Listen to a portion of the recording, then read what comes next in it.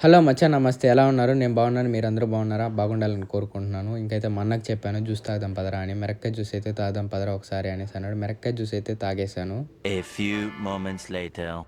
ఇంకైతే నేను మిరక్కాయ జ్యూస్ తాగాను కదా, మా అమ్మని ఎకిరిస్తా చెప్దాం అనుకుని, మమ్మీ నేను మిరక్కాయ జ్యూస్ తాగాను, చాలా అంటే చాలా బాగుంది, నాకు శక్తి వచ్చేసింది అన్నాను. మా అమ్మ కూడా ఎకిరిస్తూ, నేను ఇన్ని బిర్యానీకి కావాల్సిన సామాన్లు తీసుకొని చికెన్ తీసుకొని రారా అని చెప్పింది ఎకిరిస్తూని. ఆడ నుంచి వస్తా అంటే ఒక కలకండం కనిపించింది.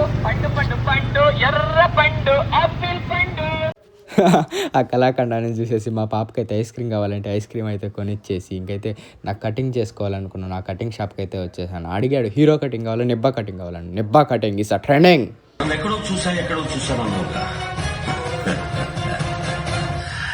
గుర్తుపట్టలేదా రాజా? ఈ నిబ్బా గాడికి ఈ నిబ్బా కటింగ్ అయితే ఎంతో చాలా అంటే చాలా నచ్చేసింది. ఆ నిబ్బా కటింగ్ అయితే ఇంటికి అయితే వచ్చేసాను. మా పాప అయితే టవల్ తెచ్చి